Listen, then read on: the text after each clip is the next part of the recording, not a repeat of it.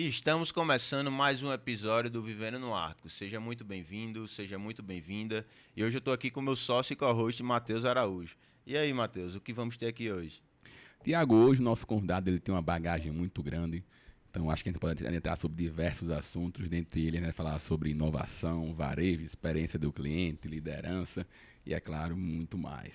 Perfeito, mas antes de apresentar o convidado de hoje, eu queria falar com você que ainda não está inscrito no nosso canal. Clique aí no botão, se inscreve, clica no joinha, para cada vez mais a gente conseguir alcançar mais pessoas aqui no nosso estado e seguir disseminando conhecimento em torno de marketing, empreendedorismo e inovação. Mas sem mais delongas, vamos lá. Ele que é um dos maiores especialistas em varejo do Brasil, mas eu não vou ler minha colinha que eu preparei aqui, porque ele falou que não gosta. Mas seja muito bem-vindo, Fred. Melhor assim, né? Melhor O cara assim. mostrou uma lista aqui que eu nem lembrava de coisas aí que eles falaram. Então, vamos bater papo. Eu já conheci o Thiago há muito tempo, o Matheus conheci hoje. E trocar uma ideia aqui. Eu acho que o mais importante não é quem eu sou, mas o que a gente pode dialogar aqui que seja interessante para quem está aqui ouvindo e vendo ou vivendo no Ártico. Perfeito. Mas para a gente começar, antes de adentrar no assunto de fato, eu queria saber o que foi lá no início da sua carreira que realmente lhe tocou e falou que você queria rodar o Brasil aí e o mundo desbravando, né, esse universo da inovação, do varejo, de experiência do cliente e todo esse universo que você habita hoje. Massa, Thiago. Cara, eu gosto muito de dizer que, e aí eu bebo muito em bases filosóficas e tudo sobre isso, mas tem um lance chamado Dharma. O Dharma no hinduísmo é a razão da gente estar aqui no mundo, né? Então é como se fosse a nossa vocação e tudo. E quando você foge ao seu Dharma, aí existe o karma, que é o professor de você não está no caminho certo, né? Quando você está no caminho certo, chama-se reta ação. Você está na reta ação, você é um cara correto, é o cara que está assim. O universo, Deus, seja a energia que você acredita, te deu um talento e você tem que ir lá no universo e usar o seu talento para servir o mundo. E eu descobri desde cedo que um dos talentos que eu tenho é a comunicação. Isso já na escola, né? Lá em Salvador, a galera, não sei se isso acontecia com vocês, né, Matheus e Thiago, tinha uma galera ali, tipo 90%, que não gostava de apresentar trabalhos, né? Então, um pessoal mais tímido, né? E embora eu seja tímido também, mas o que me ajudou foi fazer teatro na escola, então isso me deu uma certa... diminuiu aí o medo de falar em público e tal. E aí, cara, eu sempre, a galera dizia, não, e quem apresenta? Eu falei, eu apresento, né? E aí eu apresentava, claro que eu, né, tinha alguns benefícios por apresentar o trabalho e tal, tipo, às vezes eu não fazia o trabalho, né? Eu só apresentava, só pedia para me apresentarem antes para eu estudar.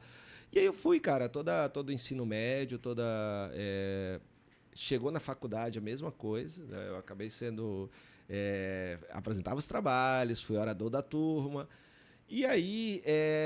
eu estava fazendo estágio no Sebrae, do Rio Grande do Norte, em Natal, e surgiu uma oportunidade para instrutores do Sebrae. E aí eu fui. E aí foi onde o talento encontrou o espaço para que ele seja transbordado, para que ele seja exercido. E aí eu vi que era aquilo que eu falei, pô, isso aqui é legal, eu me sinto bem fazendo isso, sabe? E eu acho que eu consigo traduzir coisas complexas de uma maneira simples, didática e interessante, né? E aí foi ali, cara. Então, isso aí foi mais ou menos 96, entre 96 e 98, mais ou menos, né? Uma transição aí da vida universitária para a vida profissional. Tava nascendo ainda. Você vê, né? E eu tinha cabelo ainda, olha aí. Massa, massa. E qual foi os seus principais desafios ali no começo? Boa. No começo você não tinha muita bagagem ainda, você estava iniciando, Isso. né? Primeiro ponto é isso, né, cara? Imagina você estar à frente de pessoas que têm mais experiência do que você, questionando a sua competência em transmitir um assunto que você não tem experiência realmente. Mas, na prática, mas estuda-se a teoria e tal, e também tem o seu valor, né? Então, acho que esse foi um primeiro ponto, né? Por isso mesmo que, mesmo seguindo esse caminho aí de comunicação dentro do mundo corporativo, do educador corporativo e tudo, eu não deixei de ser empresário, né? Então, eu tenho empresas desde os 19 anos, né? Algumas muito mal sucedidas, outras bem sucedidas, né? Tanto altos e baixos. Hoje eu tenho duas. A Credere com meus amigos e sócios Orlando e Sanderson, e a Algo Mais com Fabiana, que é a minha esposa. Então, uma está ligada a uma fintech na vertical de veículos, né? Tem lá, estamos com base lá aqui em Natal e no Cubo, em São Paulo, e a outra é o Algo Mais, né? Que é a educação corporativa. E aí, esse lance de ter empresas, tive 3 empresas no varejo, fui gerente de varejo também, ou seja, eu fazia paralelamente, né? Uma coisa e outra coisa. E isso me trouxe também a experiência necessária para quando eu estou falando com o empresário, quando eu estou falando com o vendedor, porque eu já passei por isso e o empresário, eu ainda sou empresário. Então, eu também sei, né, quando a gente está falando ali de um com o outro, as dores, né, e aí vem uma bagagem. Mas isso aí é construída, depois eu vi, com o tempo. A confiança ela é construída com o tempo. Então, aos pouquinhos, né, você vai encontrando o seu espaço e tal. Mas o principal desafio é esse, né? É conquistar a confiança, as pessoas acreditarem no seu potencial. E isso só trabalhando e evoluindo, né? Não vem antes, né? A sua primeira empresa foi de quê? A minha primeira empresa foi uma empresa de construção civil. Que eu entrei porque meu pai me chamou para ajudar ele na época, não entendia nada, absolutamente nada, estava ainda na faculdade, aí quebrou. Aí depois foi uma franquia de perfume, aí também não foi legal. E aí a terceira, acho que eu tinha 21 ou 22 anos, aí foi uma empresa de intercâmbio cultural que durou aí 30 e poucos anos. Aí essa deu muito certo. E eu saí antes para montar o Algo Mais, né, que é essa empresa de educação corporativa, e há 7 anos existe a Credere.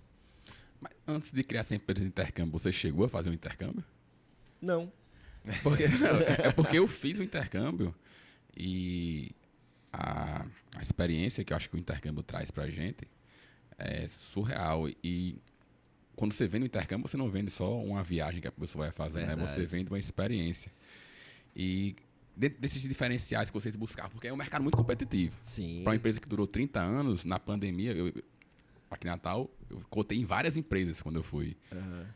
Na época, inclusive eu fui no intercâmbio em 2020, na época infelizmente eu fui no fevereiro, a pandemia começou em março. Mas quando eu voltei não tinha mais nenhuma empresa aberta. Mas na época já era um mercado muito competitivo. Sim. Como é que vocês conseguiram sobressair nesse mercado que é muito competitivo até hoje também? E olha que assim, a gente na época tinha concorrentes assim, muito bons, né? Um deles está aí até hoje aqui em Natal, que é Antônio Marcos, do STB. Eu fui com ele. Cara, sensacional. E você ter um concorrente como ele é bom em todos os sentidos, né? Você pode imaginar assim, pô, mas o cara é muito bom, mas quando você tem gente boa, ética, né, no mercado, exatamente, você aumenta a régua. E ele sempre foi muito bom. Ele sempre instigava a gente a melhorar e tal. E ele sempre foi muito ético, o que é muito bom também. Só para você ver, né? Vocês são muito jovens, né? O Thiago não era nem nascido quando eu me formei. Na época, cara, não tinha aparelho celular. Né? Você mandava uma carta, né, para as pessoas, para os pais, quando estavam lá. Depois veio o e-mail. Né? Então era uma outra realidade. O intercâmbio você se desconectava daqui, né? Hoje muita gente vai e não se desconecta. Mas eu fui, esse tempo que eu passei fora, parece que eu não fiquei longe dos meus amigos aqui. Exatamente, você continua. E naquela época não tinha como continuar, né? Mas tem um ponto importante nisso tudo, que eu não fiz, mas eu acabava indo visitar, porque a gente sempre tinha, eu e minha irmã, um negócio assim, a gente só manda alguém para um lugar que a gente já foi visitar para ver e tal. A gente sempre teve um cuidado muito grande, esse é o primeiro ponto, né, de ter uma responsabilidade com os lugares onde a gente enviava. Os parceiros sempre eram parceiros muito próximos, assim, todos a gente tinha relação presencial, ou eu fui, conheci o cara, né, os diretores de tal empresa, ou eles vieram ao Brasil, esse era um outro ponto. No caso do high school, né, que é o intercâmbio para o ensino médio, a gente foi a primeira agência a contratar psicólogo, a gente tinha um acompanhamento, fazia várias reuniões antes, né, tanto para os pais quanto para os estudantes, que é um programa que ia aí de 14 a 17 anos. Então, preparando, né, para esse momento de ficar longe dos pais, e os pais longe dos filhos e das filhas. Então a gente tinha todo esse cuidado de preparação, da experiência, realmente ser uma experiência diferente, única. E olha, a gente passou, por exemplo, momentos bem difíceis, né? Você falou da pandemia, que é um momento difícil para o intercâmbio. A gente passou 2 momentos bem impactantes. O primeiro foi o 11 de setembro. A gente ficou aí com pessoas... Eu me lembro que ninguém viajou durante 6 meses, ou seja, faturamento zero durante 6 meses, né, no 11 de setembro. E um pouquinho depois do 11 de setembro veio o Antraz, né, que era um veneno que era enviado, né, foi enviado para algumas embaixadas nos Estados Unidos e tal, e que essa pessoa, quando abria, ela era contaminada, ela morria. Né? Então teve isso aí depois do Antraz. Caramba. Então mais gente ficou com medo de viajar, porque tinha aquele negócio de terrorismo na época. Essa história eu nem conhecia do Antraz. Exatamente. E aí, essa passou um pouco mais rápido, né, e era muito direcionada, né, não era assim na população como um todo. Aí teve alguns casos, né, aquela bomba que explodiu, que até um brasileiro faleceu no metrô de Londres. Ou seja, foram acontecendo os casos assim que o intercâmbio a pessoa sempre ficava com medo. Tanto é que nessa época os destinos deixaram de ser Inglaterra, França, Estados Unidos, passaram a ser Canadá, Nova Zelândia e Austrália, que eram lugares assim mais tranquilos em relação a tudo que estava acontecendo no mundo naquela época. Né? Então, mas desde aquela época, tanto eu quanto o Cristiano, a gente sempre se preocupou muito em que essa experiência fosse muito boa. Qual era o nome da empresa? CIA do Intercâmbio, Companhia do Intercâmbio. Sim. Eu acho que eu cheguei na época, não sei se 2020 tinha ainda? 2019? Não. Então. Não. A gente... Cristiane ficou, acho que até 2015, mais ou menos. Então não foi. Mas tem uma com C. E aí... agora, um negócio que me pegou falando sobre as diversas empresas que você foi criando durante a sua jornada, é como é que você consegue conciliar essa ramificação? Porque tem empresa de intercâmbio. Aí você foi criando outras empresas nesse processo, mas sempre se associando a outras pessoas também, acredito, nesse processo. Como é que você faz para escolher essas pessoas que vão estar ao seu lado para conseguir construir esses negócios sólidos? Tá. Bom, isso é fundamental, embora os negócios que eu tenho são negócios pequenos, né? Então, por exemplo, a Companhia Intercâmbio foi minha irmã que me chamou.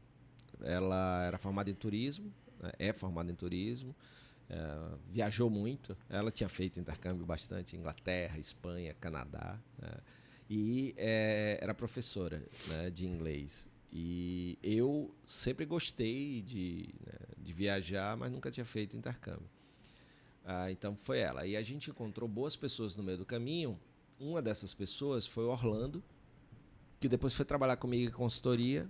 Aí no lançamento do meu primeiro livro, O Algo Mais, Orlando me ajudou a fazer uma campanha massa. Ele é formado em comunicação, que essa campanha foi inspirada na mesma campanha que ganhou o Lion, né, de Cannes, em propaganda e comunicação. E a gente fez o lançamento do livro que todo mundo que retweetasse, na época a gente só tinha Twitter e o Facebook começando, tá? Mas o Twitter o Orkut estava, né, decaindo e tal. E aí, cara, você baixava o livro de graça, desde que autorizasse que um tweet fosse feito automaticamente, uma automação, dizendo que, Fred Alecrim lançou o livro, o Algo Mais, tal, eu acabei de baixar ele com um tweet. Então, o preço era um tweet. Então, a gente teve 5.000 downloads, que, assim, é um número absurdo. Na época. Um curto espaço de tempo também. Sim, coisa de 2, 3 dias. 2, 3 dias, 5.000 downloads. Na época, nossa. Poderoso. Aí a gente fez isso, achei o máximo. Aí Orlando depois me ajudou numa campanha para Abreu Imóveis, que os caras venderam mais de 10 milhões de reais em imóveis que só foram anunciados através do Twitter. Então, eles tinham 200 ou 300 corretores na época. A gente treinou os caras, um dia de treinamento sobre rede social, o Twitter, no caso. Botamos todo mundo para dentro do Twitter. Eles conseguiram as parcerias com arquitetos e tal, né? Então, toda a comunicação foram 10 milhões em um dia, que era só um sábado, certo? E aí isso saiu, foi para a SPM, virou case e tal. Aí eu falei, Orlando, eu gostei desse negócio de mexer com tecnologia, vamos montar alguma coisa nessa área aí e tal. E o cara que fez todas essas programações era Sanderson, que era formado em engenharia de produção na UFRN. Pô, deu uma liga massa nós três. Aí a gente montou, na época, a EITA, né, que era EITA Sistemas Apaixonantes, que era o quê? A gente fazia mínimo produto viável para quem quisesse testar, validar suas ideias online. Então tinha muito delivery, menu, cardápio online, avaliação de atendimento, né? Então nós estamos falando aí de 10 anos, né? E aí, cara, a gente foi evoluindo, teve uma hora que a gente cansou de fazer isso, e aí surgiu um cliente, a Potiguar Honda, Léo, Lu e João, que o produto que a gente desenvolveu para eles disseram que todas as concessionárias Honda do Brasil poderiam ter interesse. Isso virou um produto. Aí a gente deixou de ser uma software house de mínimo produto viável para ser uma empresa de um produto. Aí a EITA deixou de existir, passou a existir Credere, que é crédito e resultado, né? E aí essas duas pessoas que são meus sócios veio através de um outro negócio, né? E aí é aquele lance de onde você está, você identificar afinidades e oportunidades, né? Oportunidades e complementaridades. Eu acho que isso é fundamental, porque eu, Orlando Santos, a gente é diferente, né? O que nos une, as nossas afinidades são valores, as crenças, né? Essa questão de o que a gente valoriza, amizade, ética, família, tal.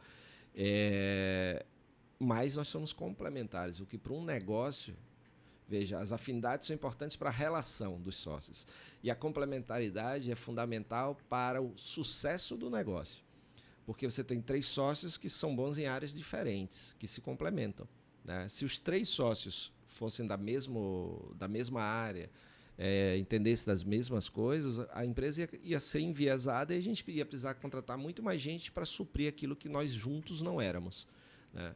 E isso ajudou demais. E aí, essa questão de você identificar, né? E no Varejo Cash, que é meu... Assim, na verdade, são 3, né? Tem o Varejo Cash, que agora é um negócio também. O Caio Camargo, a gente já se admirava e já se conhecia online há muito tempo. Ele, nesse meu primeiro livro, o Algo Mais, ele tinha, na época, o maior portal de marketing do Brasil, chama Falando de Varejo. Tinha 1 milhão e 500... Para varejo, né? Nichado para varejo. Nichado para varejo. 1 milhão e 500 acessos, assim, em mês, absurdo, tal. Grande pra caramba. Aí ele me deu uma moral lá, sem me conhecer, botou o meu livro lá. Eu falei, pô, que cara bacana. Aí a gente começou a se falar. Um belo dia, nesse evento que eu sempre levo empresários, que é a NRF, aí eu cheguei num dia, disse, pô, vou dar um rolê ali na Times Square. Aí ele estava indo para a primeira NRF, faz 14 anos que eu vou, ele tem 12 anos, ou seja, eu fui 2 anos, comecei a ir 2 anos antes dele. Aí ele, no primeiro ano dele, ele chegou no hotel, ele disse, eu vou dar um rolê na Times Square. Aí a gente ia cruzando a avenida, cara, aí a gente se bateu, disse, porra, Fred Alecrim, Caio Camargo e tal. Aí a gente ali, foi a primeira vez que a gente se viu presencialmente. E aí a gente começou a trocar ideia e tal. Aí há 2 anos surgiu uma oportunidade de a gente fazer uma cobertura da NRF juntos. Aliás, há 3, que foi a de 2021, que foi digital pela primeira vez. E aí a gente assistia online, né? E fazia o podcast logo depois sobre tudo o que acontecia, né? E aí foi massa, deu uma liga, falei, pô, ano que vem tem a presencial, vamos fazer junto, bora. E aí ele trouxe toda essa pegada, mais uma vez, complementar, certo?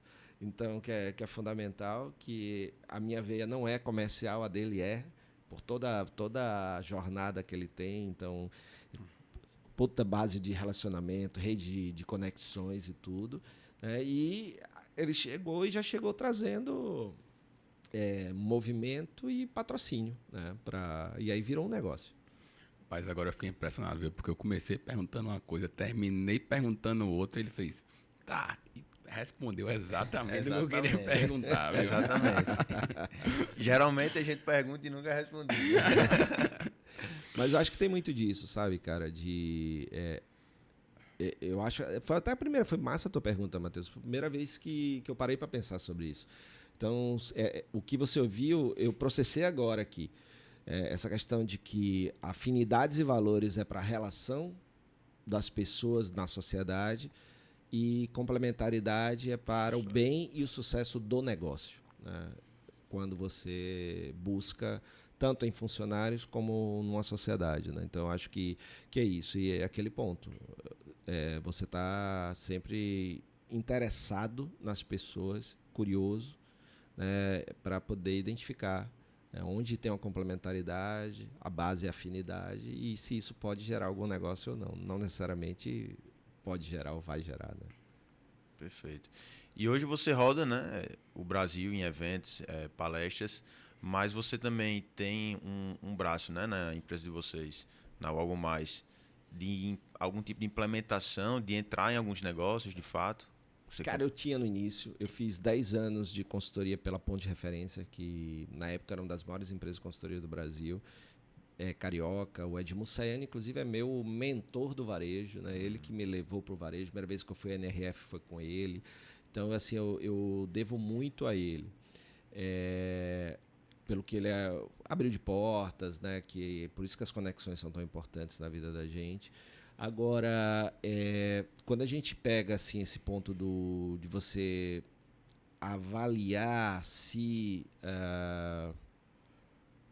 Qual foi a tua pergunta mesmo? Se vocês meio que implementavam algo sim, nos fui eu. Tá vendo aí? Às vezes eu vou viagem e não lembro mais, né? Sim, então na época da Ponto de Referência, a gente fazia muitos projetos. Fiz projetos com Claro, Oi, na mudança da Brasil Telecom para Oi. Eu ia como membro do time do Edmu, a gente implementava muita coisa, Bradesco. Mais voltado para a experiência, para processo? Sempre o foco foi atendimento e experiência do cliente, sempre. Perfeito. O foco da Ponto de Referência era esse.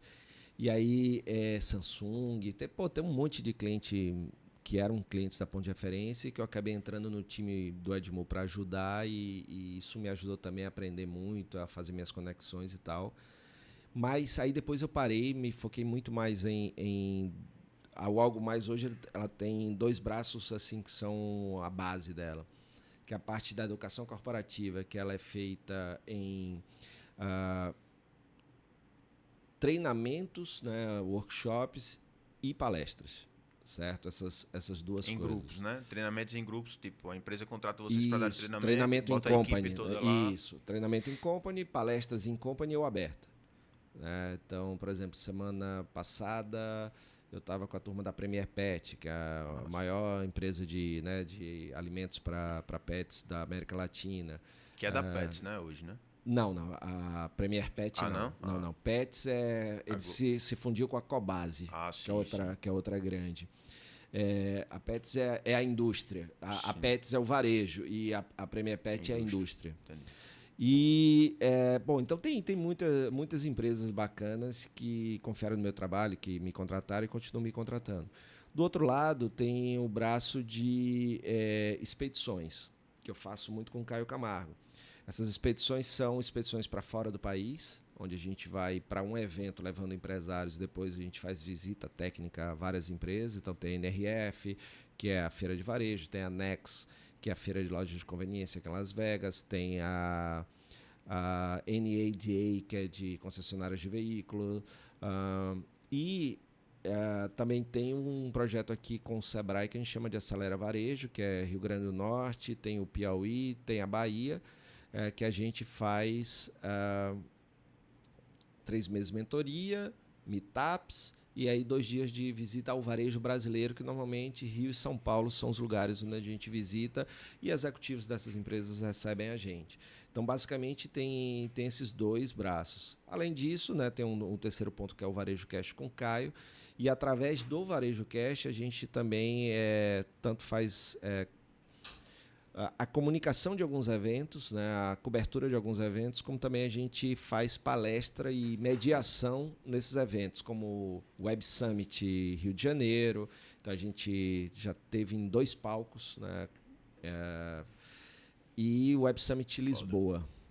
Então, e aí são desafios de fazer isso em inglês e tal, é bem bacana. Então, esse ano a gente recebeu o convite para ir para Dubai, não deu para ir, e para o Canadá, mas ano que vem a gente vai para o evento deles lá também.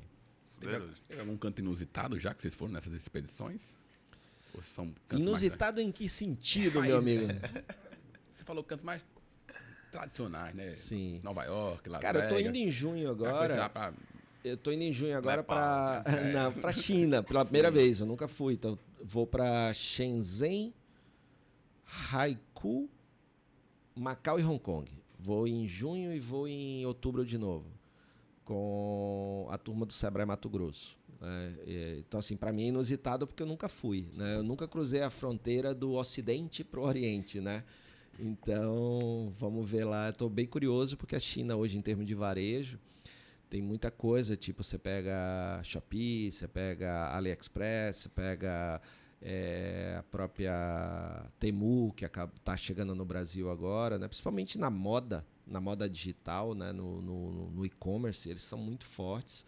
E de tecnologia também lá. Então, estou bem curioso para ver e espero encontrar coisas bem interessantes, que são...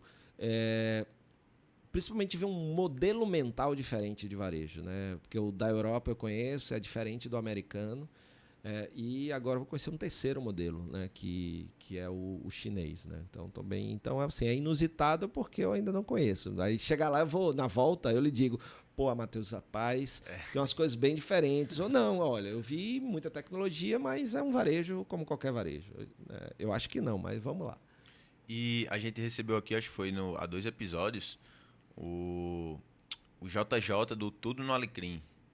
E é justamente o que ele está fazendo lá, né? A proposta é trazer o digital para pequenos negócios ali do Alecrim. Massa. Que nem imaginam de fato o potencial, o poder e o que é realmente.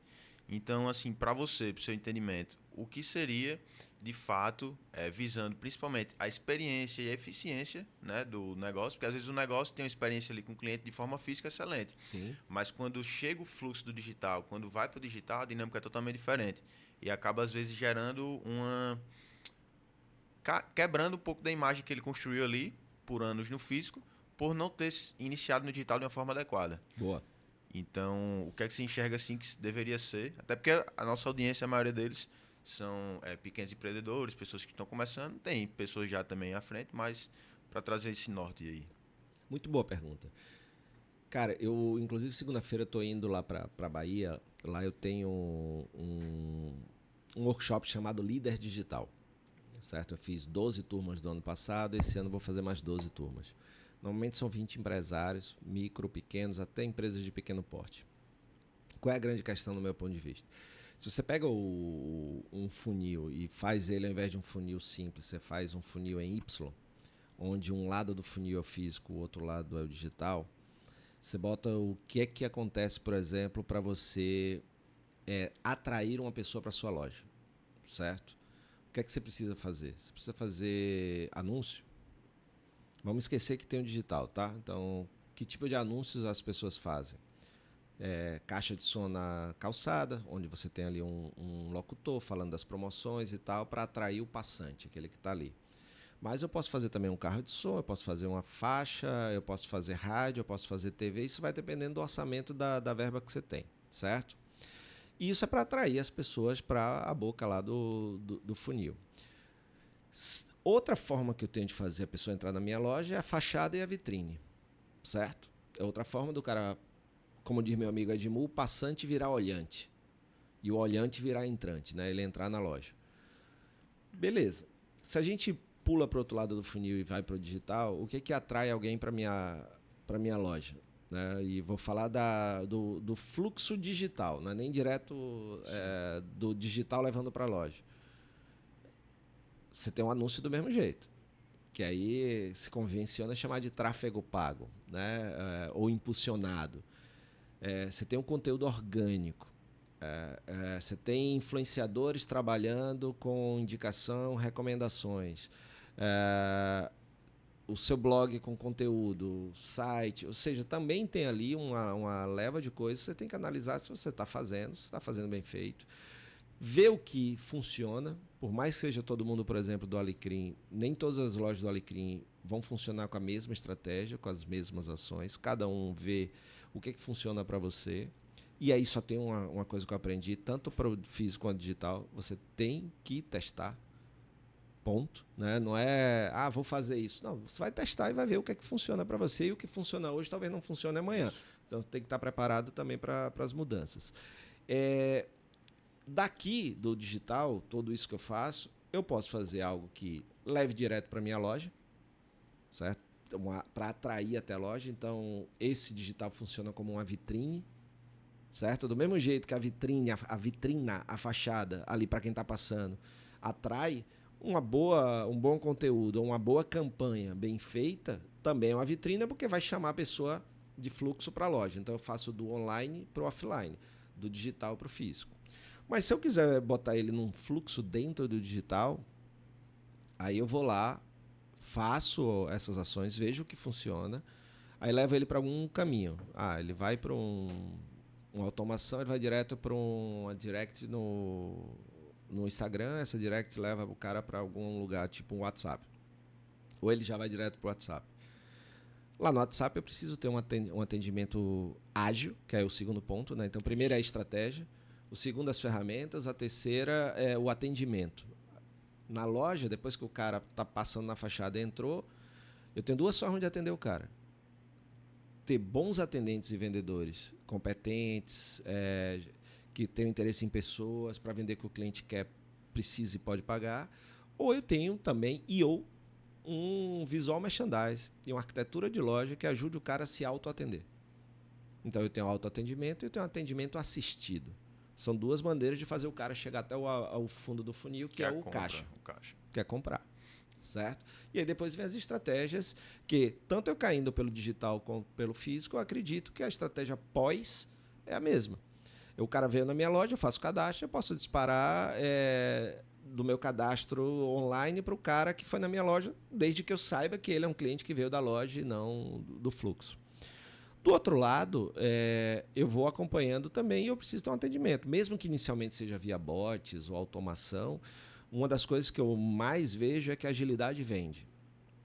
Certo? Se a agilidade vende, eu tenho que responder essa pessoa que acessou digitalmente os meus canais da maneira mais rápida possível. Por isso que a automação, muitas vezes, pode ajudar nessa triagem, nesse primeiro contato.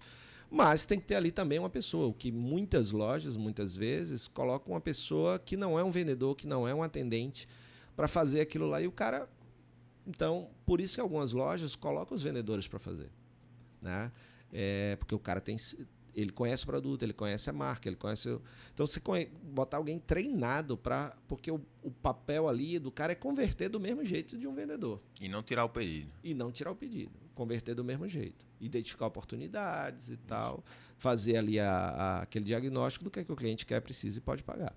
Né? E aí, ali, ele pode encerrar ali, dependendo, né, do perfil do negócio, o cara manda um Pix, o link do Pix, ele manda o link de um cartão de crédito, e aí o cara paga e decide se quer receber o produto em casa ou vai buscar na loja. Se for buscar na loja, já tem um espaço separado para que o cara não entre no fluxo normal de quem está indo lá comprar, porque ele já pagou. Né? Então, essa experiência de quem compra online para buscar na loja tem que ser bem trabalhada e distinta de quem está lá para comprar. Porque o cara já fez todo o processo. Se chegar lá e for difícil pegar um produto que ele já pagou, ele não compra mais naquele fluxo lá. Né? Então, eu vejo muito parecido. Quando eu estou falando em palestras e tal, eu mostro esse funil em Y, onde de um lado eu começo com mesma coisa, como é que eu atraio, que ferramentas eu uso para atrair, qual é a estratégia para trazer o cara, vitrine, fachada, visual merchandise, atendimento, provador se for moda, até chegar no caixa e o que é que eu faço com trocas, devoluções, ou seja, toda a experiência, toda a jornada do consumidor e que experiência eu quero que ele tenha. No digital a mesma coisa, seja para vender dentro do digital, dentro do marketplace, dentro de um e-commerce ou dentro da própria rede social, através de links de pagamento, por exemplo. Você acha, então, que é interessante... Uma verdadeira aula. Que tenha um vendedor, por exemplo, é uma loja que vende perfume, que tem um vendedor específico para o online, para receber esses pedidos do online. Porque esse é um impasse que, às vezes, muito cliente da gente fica, mas fala, você tem que ter uma pessoa para o online. E ele, às vezes, fica nesse, não, será? E ele bota, fazendo essa uma pessoa que está mais ociosa no físico, só que aí ela não vai estar sempre ociosa, e aí vai chegar um momento que ela não vai ser ágil. De quem vem no digital. E a gente sabe que cada segundo conta. A gente conversou também com Débora Sayonara, da Matersol, e ela comentou que na loja dela... Débora Sayonara, que eu conheço como Débora, né? Quando você falou da Matersol, sim, Débora, gente boa. E tem Gabi também, né? E ela disse que ela já chegou à conclusão que é no máximo 3 minutos que você tem que demorar para responder. Mais que 3 minutos, você corre risco de perder a venda ali. Então, ela tem uma pessoa para o online. E ela contou muito sobre isso na nossa conversa. Só que muitos ainda não têm essa consciência que, de fato, você precisa ter uma pessoa, porque tem que ser tudo muito rápido, o online tem que ser rápido. E, às vezes, eles acham que não, que 2 horas é um tempo normal para você ser respondido ali. Aí já era. Débora deu, assim, ela está certíssima. Os números que eu tenho de tempo máximo de espera, por exemplo, da geração Z, que acredito que é a geração de vocês, né? É 5,85 minutos, né? 5 minutos e 85, alguma coisa. Ela falou 5, só que ela busca 3. Exato. Então, são dados, mas assim, o máximo 10 minutos. O máximo. Né? Então, assim, passou disso daí, por exemplo, são pessoas que olham na própria loja, se a fila está longa e demorada, o cara vai embora. A pessoa vai pedir um carro no aplicativo, se der mais de 10 minutos, o cara cancela e fica pedindo até dar menos de 10.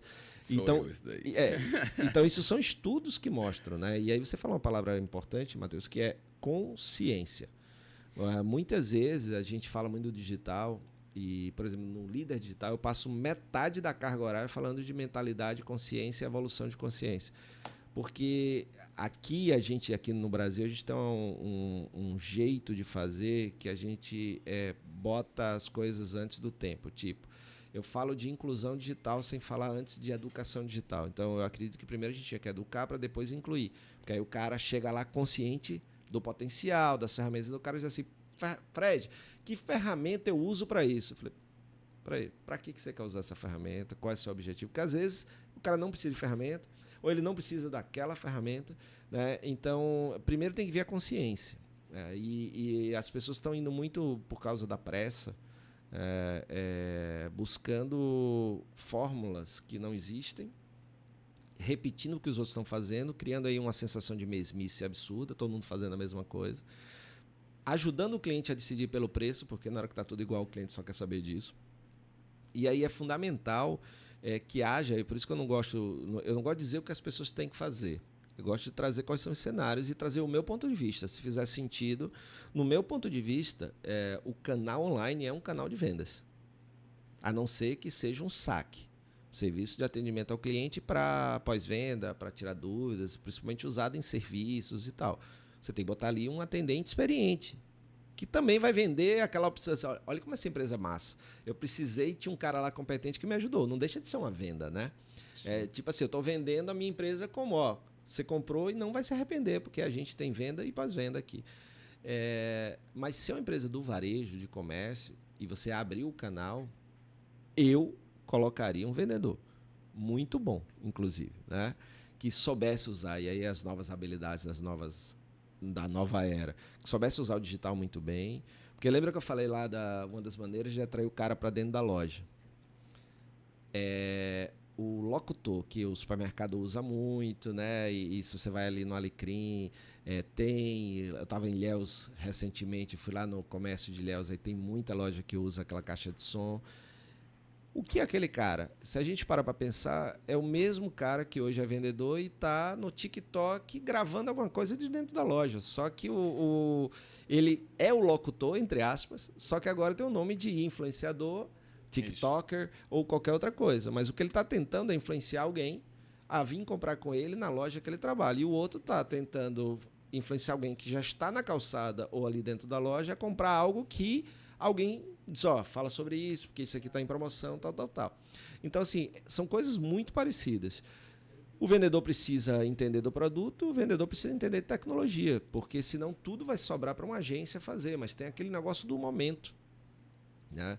E aí chega um produto novo e tal, então já tem vendedor que vai lá, já tira foto, já manda para o seu grupo, sabe usar um Canva, né? Então vai lá no Canva, dá uma organizada, bota uma oferta, ela mesmo vai. Esse cara aí, ele leva uma vantagem. Né? Então eu colocaria uma pessoa que treinou, é treinada e desenvolve bem, porque aí você vai. Tem gente que separa, né? Até acho que é como é o nome dele, cara? Da venda preditiva, esqueci agora o autor do livro, mas venda preditiva, ele fala muito sobre essa questão, às vezes até de separar um time de prospecção, um time de vendas, né? Você pode até separar, mas desde que a prospecção Saiba que eu estou vendendo isso aqui para passar para o vendedor só marcar o gol, né? Não é aquele lance só de atender e tirar dúvidas, né? Então, eu acredito que esse é um caminho interessante. Você estava fazendo um comparativo do vendedor, ele saber sobre o produto, ele saber sobre tecnologia. Mas, por exemplo, o vendedor, quando ele está lá na loja, e aí ele é um vendedor do físico, vamos supor que ele é na loja do meio. Eu sou aquele cliente que eu não gosto de chegar na loja e ser abordado já fora da loja. Enfim, faz parte da rotina do vendedor, né? Sim. Mas, está chegando o cliente, ele vai abordar fora da loja. E aí, o cliente vai entrando, ele vai perguntando a você... o que é que você está interessado, se tem interesse qual produto, o sapato tal, e ele fazendo várias perguntas para você.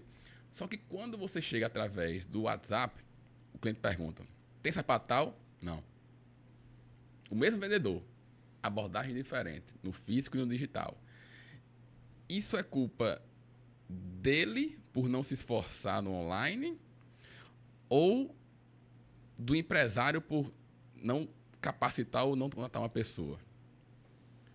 No caso, ele seria uma competência dele, essa de ter essa desenvoltura também do online, a mesma do físico? Assim, o que acontece, Matheus, do meu ponto de vista, você tem o que é empresa. Quando a gente contrata baseado, não é... Eu preciso pensar em encaixar a pessoa certa naquele cargo, certo? Então, eu tenho ali um cargo vendedor de loja. Se ele é só vendedor de loja física, que tarefas ele precisa fazer? A partir dessas tarefas, que características ele precisa ter? Características de comportamento e que habilidades ele tem que ter, certo? Se o cara é online, vai mudar algumas habilidades, que ele precisa ter habilidades que no físico não tem e vice-versa. Se eu boto ele para fazer as duas coisas, então eu estou dizendo que ele tem que ter habilidade para vender bem, tanto no físico quanto no digital. E a gente sabe que tem coisas que são diferentes. A abordagem do cliente é diferente. Então, algumas lojas têm alguns roteiros, e quando eu estou falando roteiro, eu não estou dizendo aquele script que o cara tem que falar aquilo, eu estou dizendo assim, é um guia. Ó, aqui você vai atuar assim, aqui você vai atuar assim. Por exemplo, uma das perguntas mais feitas em WhatsApp e tudo direto para o cliente é se tem o produto em estoque. Certo? Por que o cliente pergunta isso? Porque ele não quer ir até a loja e dar viagem perdida. Certo? Então, essa é uma das perguntas mais feitas. É ter a certeza que tem o produto em estoque. O vendedor da loja física sempre foi ensinado que não dê a resposta, né?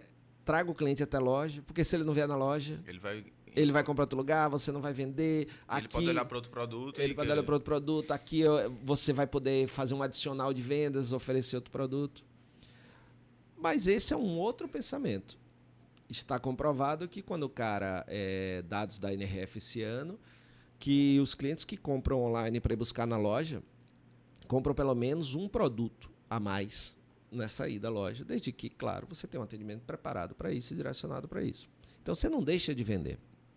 E outra coisa, o seu negócio, para quem tem uma loja física e uma atuação digital, não é uma loja física e o digital, é o seu negócio. E o seu negócio tem dois canais, um físico e o digital, que precisam ser complementares. Dados também da NRF desse ano, quando você começa a vender digitalmente e tem uma loja física na mesma cidade, você impulsiona em pelo menos 30% as vendas do digital. Por quê? Porque comprar digitalmente de marcas que tem a loja na minha cidade me dá mais confiança caso tenha algum problema. E as pessoas ficam achando que um mata o outro. Mas se eu aumentar minhas vendas em 30%, não importa se é físico ou digital, concorda? O que importa é que o meu negócio está vendendo 30% a mais. O que vai importar é a que custo. E aí vem também outras habilidades que o próprio dono do negócio tem que saber, que eu tenho falado muito sobre isso e às vezes, essas são as métricas da loja. E as métricas do digital?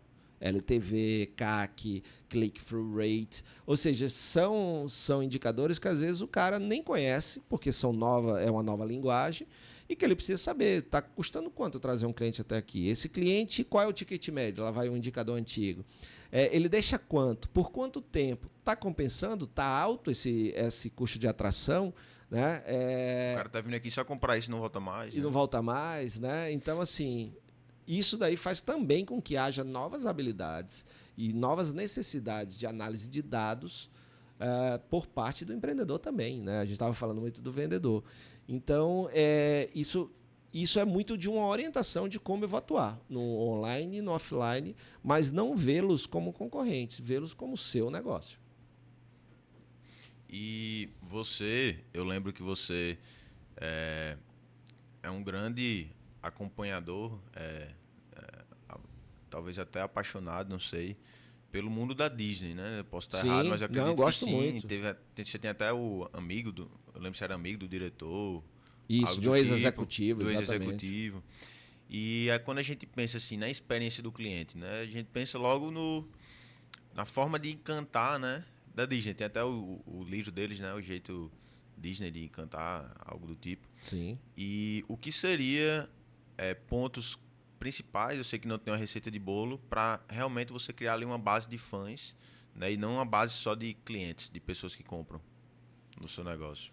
Isso é muito importante. Só, né, voltar aqui tem o Eric Siegel, né, que tem um livro Análise Preditiva, né? Sim. Esse é um deles, mas tem outros também que falam um pouquinho sobre isso.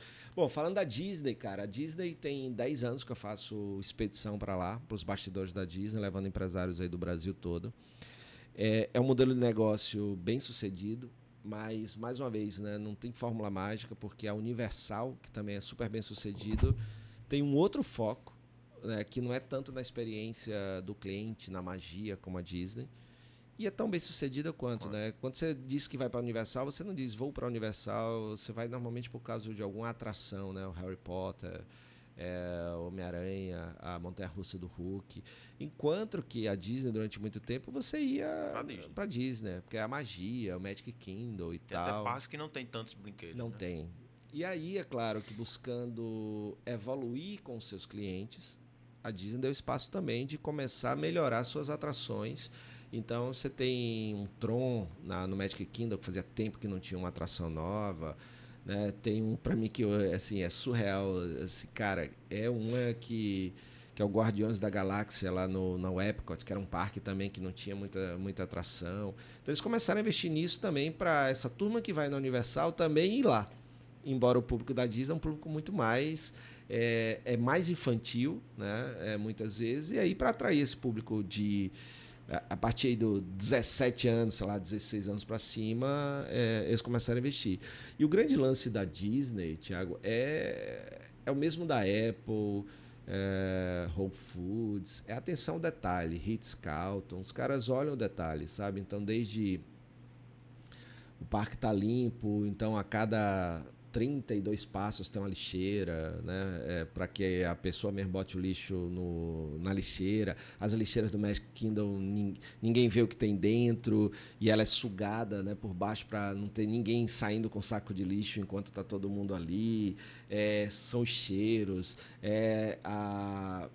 a distância entre as coisas, é a música que toca, é o que vende de comida, sabe? Então, são detalhes que fazem com que quem vá lá gaste quase, em média, $300.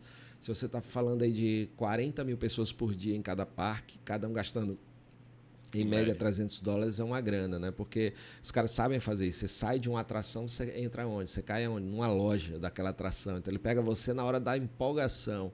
Né? Então, tem um monte de coisas assim, que os caras fazem muito bem, tanto de experiência do cliente quanto de venda. Né? Passaram aí por alguns momentos difíceis, né? Durante a pandemia, um pouco antes também. O Bob Iger, que era o CEO, voltou, né? Porque os resultados não estavam tão bons em algumas áreas, porque eles se expandiram muito, né? Modelo de negócio. Então, assim, são caras muito bons, que eu admiro, e é muito bacana ir lá, porque a gente vai para os bastidores, aí tem alguém que vai com a gente contando todas as histórias, né? Então é bem interessante.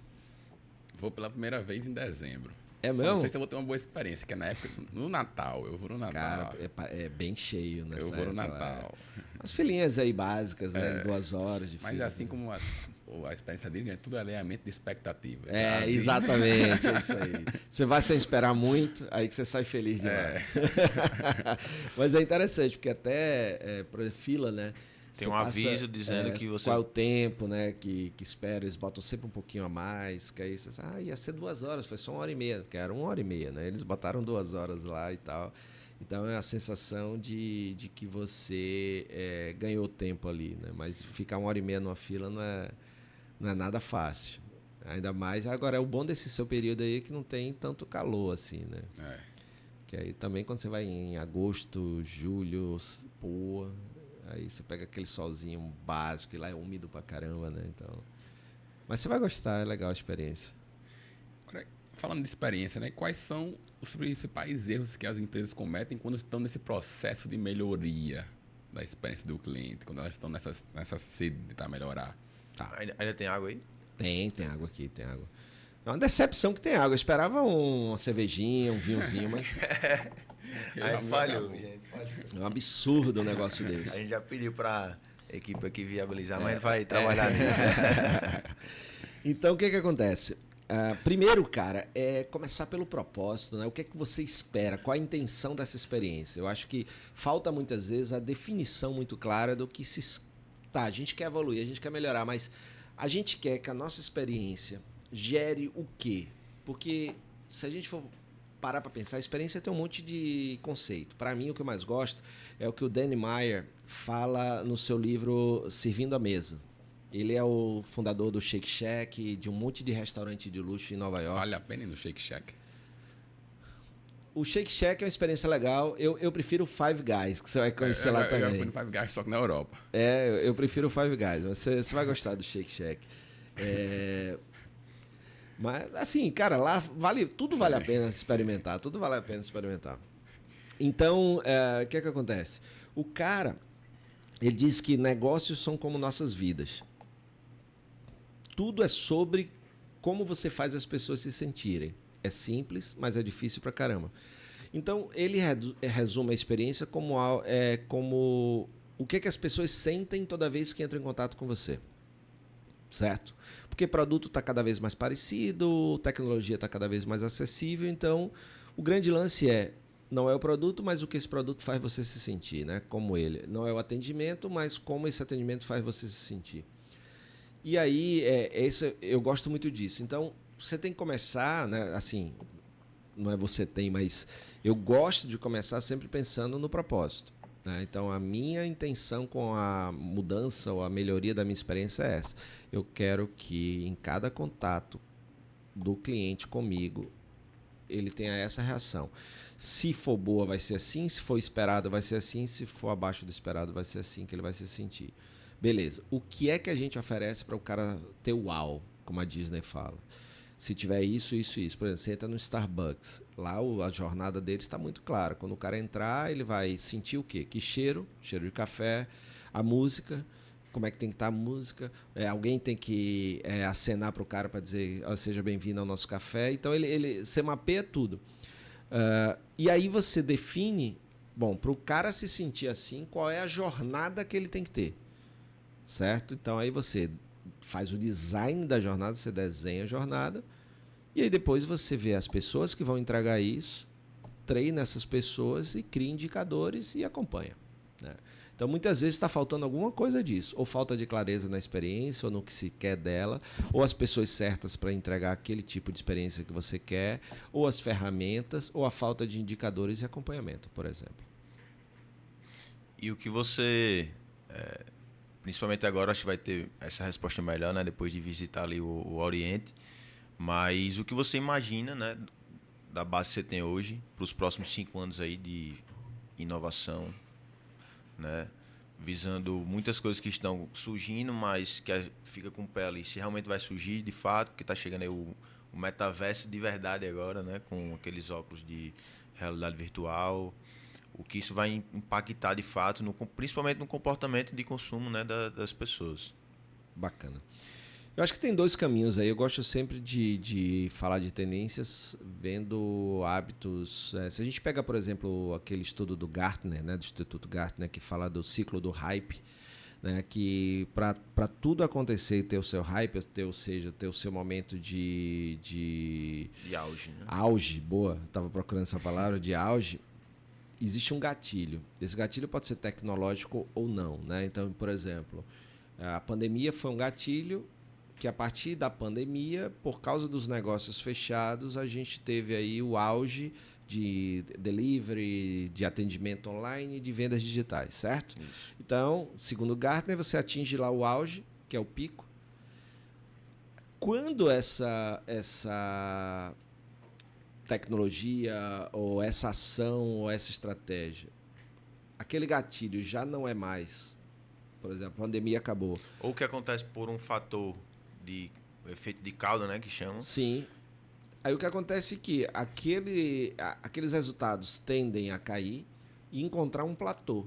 Ou seja, o digital hoje, para muitos negócios, não é tanto quanto era durante a pandemia, mas é importante para o negócio. Ou seja, encontrou um platô. Já outros, depois que acaba aquele motivo, o negócio some. Por exemplo, o metaverso, quando ele veio antes. Na primeira leva do metaverso. Sim. 2020, eu acho, mais Isso. ou menos. Né? Claro, deixando para trás Second Life, aquelas coisas mais antigas ali. Então, tem isso.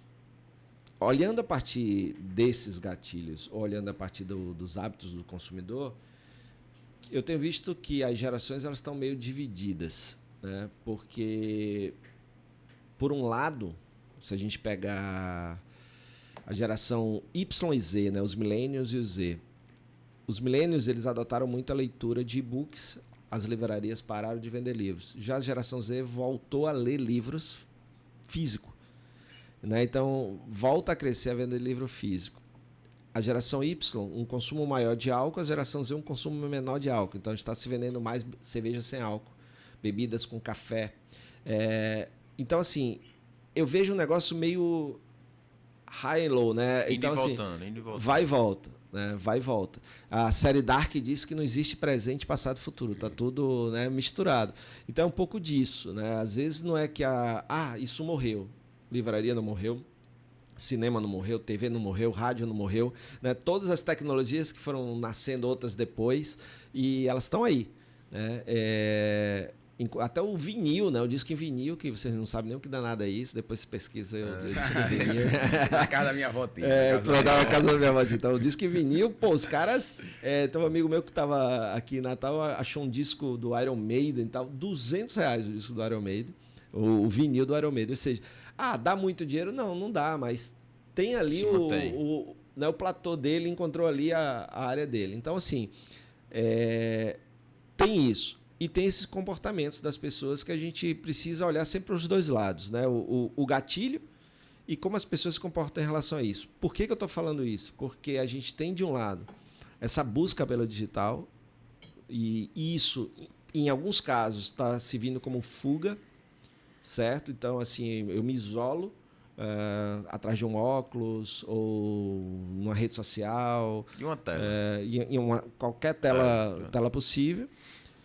E aquele mundo é muito confortável para mim, certo? Só que eu vou perder uma coisa que é fundamental para o ser humano, que é o ser humano é um ser, por eminência, eminentemente social, certo? Esse é um lado. Por outro lado, tem toda essa galera que, seja pós-pandemia ou esse excesso de digital, que está querendo ar livre, está querendo contato, né? Então, tanto é que a gente vê em resultados hoje uma busca maior nessas gerações, uma boa parte delas fez aumentar a busca muito mais por experiências do que por produtos. Então, ao invés de comprar eu tenho um iPhone, ao invés de comprar o iPhone 15 Pro Max, eu vou pegar essa grana e vou viajar para o Japão. Uma experiência. Eu vou para o show do... Andrea Bocelli, que vai ter. Andrea Bocelli, por exemplo. Não é minha... Eu estava pensando mais em YouTube, Bon Jovi. Andrea Bocelli eu gosto. Andrea Bocelli, tá certo. Slipknot vai ter em São Paulo. Eu gosto de um negócio mais pesado. E aí... eu vou para um show, eu vou para um evento, eu vou para uma viagem, eu vou para um retiro, certo? Então, eu invisto em experiência, ao invés de um produto, certo? Mas, ao mesmo tempo, tem gente comprando o produto. Por isso que eu não gosto de, né, assim, essa isso. geração é assim. Tem os dois caminhos, né? Você vê o que é que faz sentido para você e tudo. Então, tem essas duas linhas, né? A linha de as pessoas estão buscando isso e outra, as pessoas, por exemplo, o fenômeno do DINK, que é muito forte nos Estados Unidos e que já chega aqui também, que é o Double Income No Kids, que são casais, sejam casais companheiros e companheiro, companheira. Os dois têm seus trabalhos, os dois recebem grana, e decidiram não ter filhos. Porque não tendo filho, eles conseguem ter mais grana para poder viver experiências, ter uma vida de qualidade melhor, ter uma casa melhor e tal. E aí eles adotam, em alguns casos, o spin-off da tendência, né? Dink Wad, o Eva Dog ou a Cat. Né? Então, Traduz. com um gato ou cachorro. Sim. Então, eu Pra audiência, né? Dupla receita, sem filhos e às vezes com um gato ou um cachorro. Sim. Certo? Isso pode influenciar o tamanho dos apartamentos no futuro, Sim. o tamanho das casas. Já está influenciando. Né? O aumento no mercado de pets, com mais adoção, com mais venda de rações, de alimentos, de acessórios. Né? Então, veja, eu estou falando de análise de tendências. Né? Isso está acontecendo e isso pode gerar certas coisas. Né? Então, as pessoas terem mais grana para investir em coisas de casa, em viagens, né? Dessa geração que está optando por não ter filhos. E que vai ser, daqui a 10 anos, vai ser os principais compradores. Né? Até 2035 vai ser o principal poder econômico. Exatamente. Pode ser que até lá mudem. Sim. Mas por isso que eu digo, a consciência que você falou lá no início é isso. Será que eu sei que isso está acontecendo no mundo? Pode ser que isso não afete em nada a sua vida ou seu negócio, mas pode ser que sim. Né? E aí um dos meus trabalhos é isso, aí buscar essas tendências, analisar e ver como é que tá acontecendo. Né? Fred, o papo está muito bacana, mas estamos chegando nos finalmente. Estamos chegando agora no final com... Chama a vinheta... Netinho. Ai, meu Deus. O de frente com a avalanche. Chama aí. De frente com a avalanche, bate bola de perguntas e respostas. A primeira... Isso aí não estava combinado não, hein? Não, é light, é soft. É light. A primeira delas, um empreendedor ou empreendedora que influenciou a sua jornada. Cara, minha esposa, Fabiana. E não é clichê, não. É porque, assim, se eu não fosse ela, eu era SF, sem futuro. Aí eu sou um pouquinho melhor, graças a ela, que ela era virada num track. Quando eu conheci ela, já tinha negócio e tudo, e ela perdeu pai e mãe muito cedo. Aí herdou uma clínica e fez o negócio, sabe, crescer e tal. Então, assim, sem nenhum tipo de... Fabiana, sem dúvida. Uma empresa ou marca que você admira a forma que eles trabalham, a cultura. Pô, Restaurante Camarões, a turma do Camarões aqui. Muito bom. Perfeito. Um livro para você indicar para a nossa audiência. Reinvente Sua Empresa, Jason Fried e DHH. Um filme, uma série ou um documentário para você deixar como série Dark da Muito boa essa Netflix. daí. E para finalizar, um podcast também para você deixar. Pô, Varejo Cast, agora tem que ter a hora do merchan. Hoje o podcast mais ouvido, o único do varejo entre o top 100 dos ouvidos no Brasil. Eu e meu amigo Caio Camargo, são 2 episódios por semana, terças-feiras. A gente fala só disso que a gente estava falando agora, só de análise de tendências. Eu e o Caio, a gente dá uma mergulhada, fala sobre tudo isso, né? Esses fenômenos, como isso pode acontecer. E nas quintas-feiras a gente pega as principais notícias do varejo no Brasil e no mundo e a gente comenta essas notícias, né? Não é só dar a notícia, que a notícia a pessoa tem em qualquer lugar, mas a gente comenta aquela notícia e traz um pouco da nossa visão. E de vez em quando tem o Varejo Cast Convida, né? Então, terça-feira, Varejo Cast Tendências e Pendências, na quinta, o Varejo Cast News, e na quarta, às vezes, de vez em quando, tem o Varejo Cast Convida, que é quando a gente faz um bate-bola igual esse aqui, que vocês me chamaram. Então, são 25 minutos, a maioria da galera que ouve a gente ou está na esteira, né, na academia, ou está no trânsito, então é rapidinho, aí você fica informado. Então, quem está aí nos ouvindo e vendo, dá uma sacada do Varejo Cast aí que vale a pena. Vai estar aí na descrição, é só você, no caso, olhar agora e olhar a descrição, que vai estar lá o link. Mas estamos chegando aqui no final. Em primeiro lugar, né? Agradecer Massa. a sua vinda até aqui, finalmente. A gente conseguiu. Pô, tive uma Pra cobrança em enriquecer casa aí. aí, velho. Que aí, muito séria a cobrança em casa que eu tive que... Pra gente enriquecer de fato, né, o nosso conteúdo. Realmente foi muito fantástico, deu pra pegar vários insights, principalmente pra gente e pra clientes da gente também. Então, queria deixar esse momento. Você já fez o seu Bajá, mas se você quiser deixar mais alguma mensagem, esse é o seu momento. Terceira vez a gente fala Bajá, é Jabá, pô. Jabá. É porque esse nome não sai da minha cabeça. Jabá, inclusive, é uma coisa da minha época, não é nem da época Não, de ele tá Jabá. falando Bajá. Bajá. Eu que você era uma nova gíria. Porque quando a gente tá com pessoas mais jovens, né? Aí eu fico ligado, Surge, isso né? era uma nova gíria, cara. Eu preciso saber o que é Bajá, vou pesquisar. Não, mas é Jabá mesmo, né? Não, cara, primeiro parabenizar aí, né? Vocês aí vivendo no Ártico, né? Inclusive que eu achei que ia estar mais frio, por isso que eu duvidei, né? Mas tá agradável a temperatura aqui. Parabéns pelo conteúdo. Eu acho muito legal a gente espalhar conteúdo. Quanto mais consciência, né? Melhor cada um vai saber o que é melhor para si e para o seu negócio. Menos manipulação, né? Mais consciência, decisões tomadas com base em dados, né? Não só apenas em sentimento. Então isso é muito legal. Racionalizar um pouco também as coisas. Então parabéns e muito massa estar aqui, cara. Perfeito. Muito obrigado. Espero que tenha outros momentos, talvez até com o seu... o Caio, né? O Caio Camargo. Caio Camargo, muito cara bacana demais. Perfeito. E você que ficou com a gente até agora, até a próxima semana com mais um novo episódio, às terça-feira às 19 horas. Valeu, galera.